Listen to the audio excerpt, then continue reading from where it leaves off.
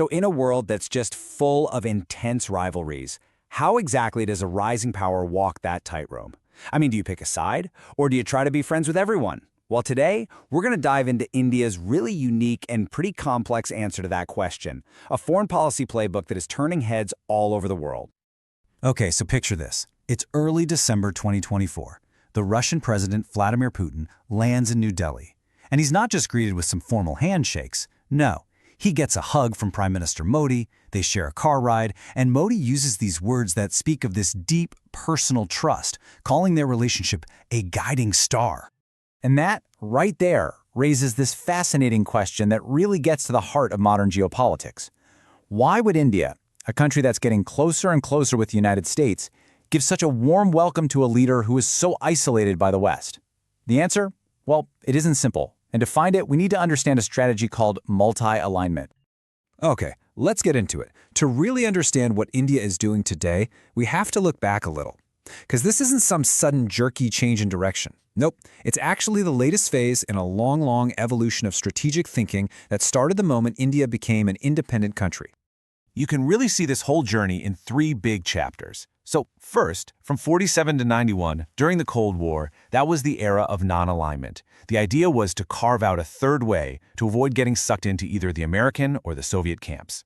Then, after the Soviet Union collapsed, from 91 to 2014, the focus shifted to something called strategic autonomy, basically figuring out a new policy for a world with only one superpower.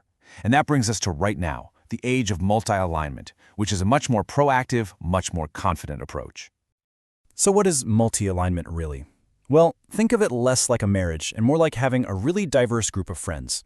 You don't pick one best friend for everything. You pick the right friend for the right activity. It's a strategy where you actively go out and build partnerships with everyone, even powers who are competing with each other.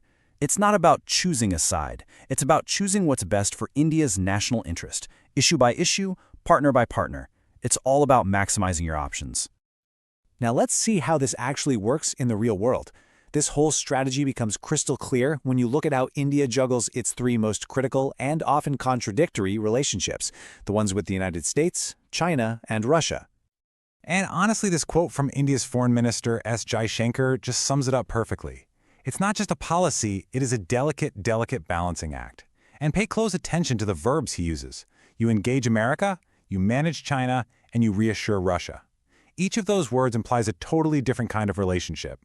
Now this is where it gets really interesting. Look at the incredible contrast here.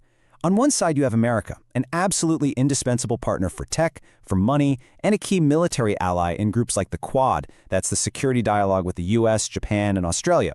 And this partnership is driven in large part by the need to handle the threat you see on the other side of the screen, China.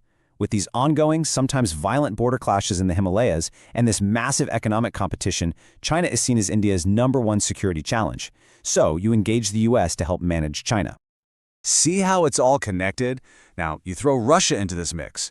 While the US is the key to the future with advanced tech and stability in the Pacific, Russia is the legacy partner. Historically, Moscow supplied something like 70% of India's entire military.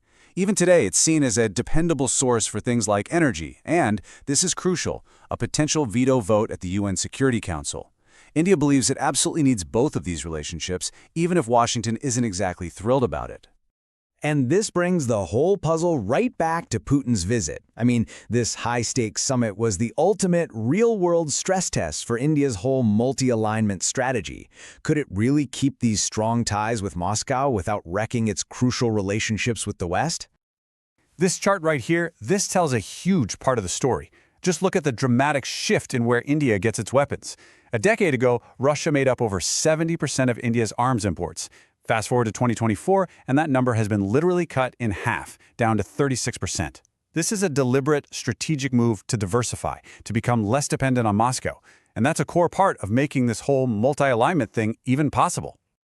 But then, look at this.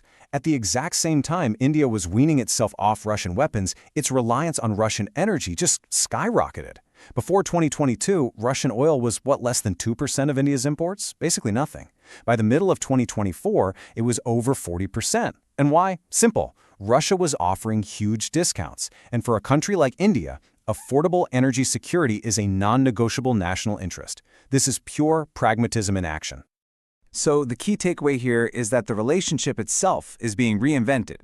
Both countries have set this incredibly ambitious new goal: hit a whopping $100 billion in trade by 2030. This is a clear signal that they're trying to move the partnership beyond its old-school defense and diplomacy roots and build a new foundation based on economics. And if you dig into what actually happened during Putin's visit, this becomes even more obvious. The big announcements were all about economic roadmaps, agreements for Indian workers, and fertilizer supply chains. But what was missing is just as telling. No massive new defense deals were signed. No long-term oil agreements got locked in. The symbolism was warm, absolutely, but the actual substance was all about economics, and it was pretty cautious. Okay, so let's zoom out. What's the bigger picture here?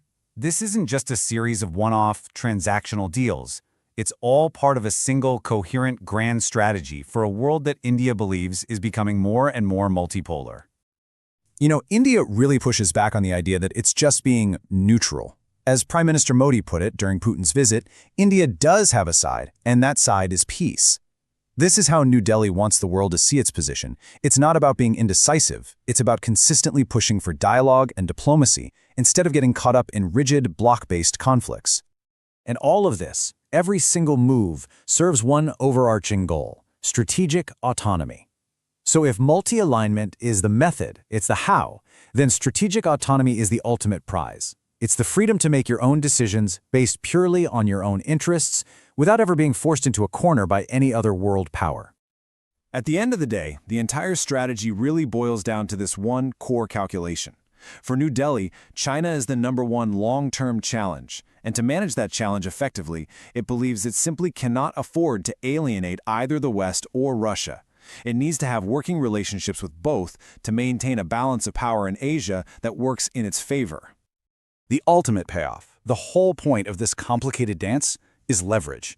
By refusing to be locked into any single camp, India keeps all its options on the table. It makes sure it can always talk to Washington, to Moscow, and even to Beijing, which keeps it relevant and influential in a world that is only getting more complex and unpredictable by the day. Which leaves us with a final, really critical question. Is this strategy of multi-alignment the smart, pragmatic playbook for the 21st century, a new model for other emerging nations to follow?